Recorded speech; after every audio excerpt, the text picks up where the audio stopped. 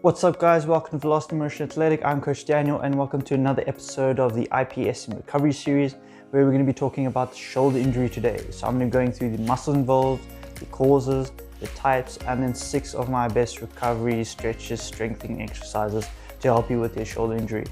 Alright, so before we get started, make sure you press that subscribe button down there just so you can get more notifications of when I do my videos.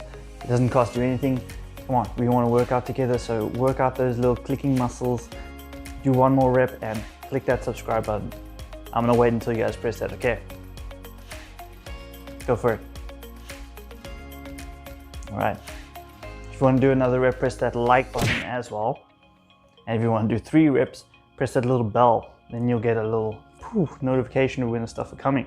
Right, so do that, work those muscles, click on those buttons, subscribe, like, bell, share with your friends, do whatever you want. So if you can remember from my previous videos, there's more to it than just the specific injury we're looking at. So if we're looking at the shoulder injury, there's a more broader aspect that we need to look at because the muscles are all around us. So we're gonna look at the front, the back, the side.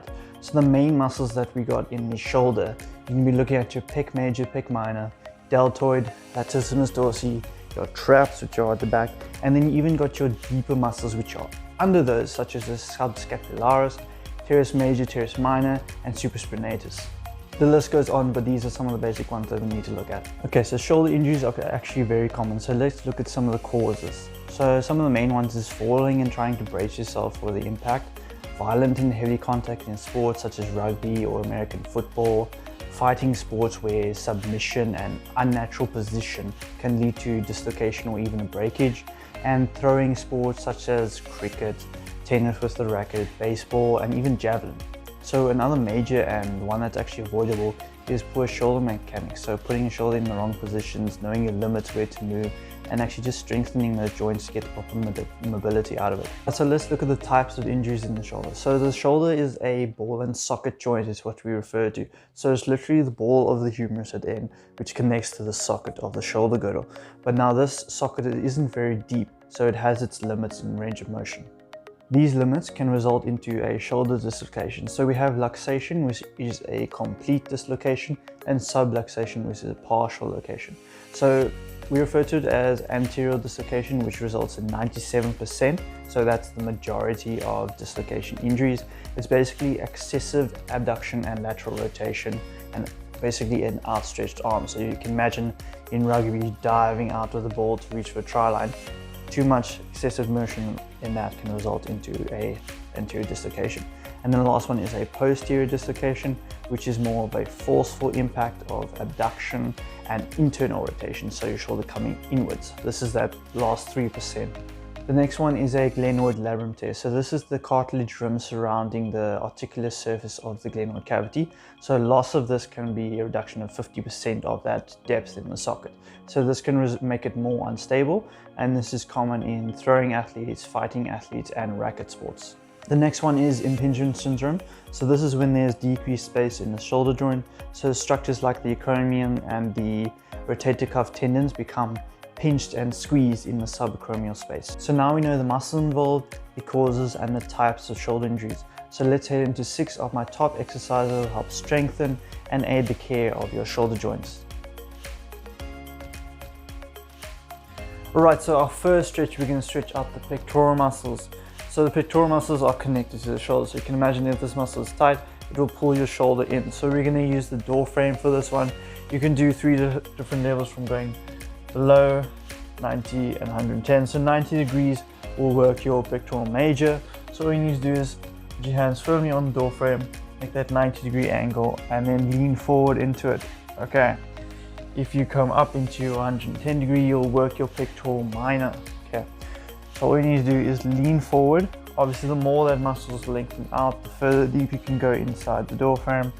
And just hold for about 15-20 seconds, repeat 3 times. Alright, the next one is called a face pull. So what you're going to do is grab a resistance band or a cable and put it around a pole. If you're standing up, the goal is to have it basically in line with your shoulders and your head, so you don't want to be pulling from too low, pulling from too high. So for the sake of this video, I'm just going to be leaning down using the table, because not everyone has a cable machine at the gym. So what you're going to do, like the name says, it's face pull. You need to pull the band towards your face. Okay, so your elbows are coming up, keep them in line with your shoulders, pull towards your face, hold and squeeze, and release back to starting position. Pull and squeeze. So you're working your back trap muscle. Alright, so the next one, we're working on your internal and external rotators. So we're going to have our band around our pole again, and all you need to do is internally and externally work with the resistance of the band. So if you actually put your fingers on your shoulders, you'll feel your muscles working when you're doing these exercises. So it may not feel like it, you may feel like you're working your elbow in a sense, but it's all working the area of your shoulder girdle and shoulder joint. Okay, so for internal rotation, you keep this part of your arm still. So the movement is more in your forearm, and you basically pull the resistance band in, basically reach your stomach, and you need to control it back. Make sure the band doesn't pull you, you need to work against it. And for external rotation, you just swap the side and you need to pull the band outwards. Okay, so same thing, just pushing it outwards. So you got your internal and external rotation. Okay, so your next one is a lying hyperextension with shoulder press. So you're going to use a band again for this one. You're going to lie down straight on your stomach. Okay, so you got raise chest off the ground, so you're in that hyperextension motion, and all you're going to do is a shoulder press with a band. So you need to pull the band apart, press overhead till your arms are straight, and pull it back. Make sure your hands do not touch the floor, so you're keeping your chest up. Press, hold it there till you're in full extension, and then bring it back to normal. Next one is a lower trap butterfly squeeze. So this can be very uncomfortable if you have tight trap muscles like myself. So let's give it a go. So you can again lie on your stomach. Okay, your hands are placed at the top of your head, and all you're going to do is just relax, and you need to squeeze, press the elbows upwards and relax. So squeeze, push the elbows outwards as far as you can, squeezing those trap muscles and releasing again. You can also do this with your head off the ground, so press and down. But if you raise your head off the ground, you're more pushing your neck towards the floor, so rather keep it stable. If you have a massage bed where your head can relax inside the hole, just put it there, relax and squeeze. And last one, we're going to be working on those rotator cuff muscles again with a little bit of isolation. So all you're going to do is use your band again. You can use weights for this. So you're going to raise your arms up, straight arms, and all you need to do is pull the band apart and hold it there. Okay, so hold it for about 10 to 15 seconds. When you reset, control it back to normal and relax. Okay, so you don't want the band controlling you, you want to control the band. So again, raise up with straight arms, pull apart as far as you can,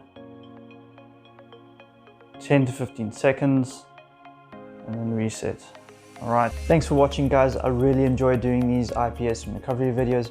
If you enjoyed it as much as I did, press that like button, the subscribe button, comment below any injuries you want me to go through next. Follow me on my Instagram pages, Velocity Motion Athletic and Danny_Parsons, just to connect a little bit more. This is Velocity Motion Athletic. I'm Coach Daniel, and I'm out. Cheers.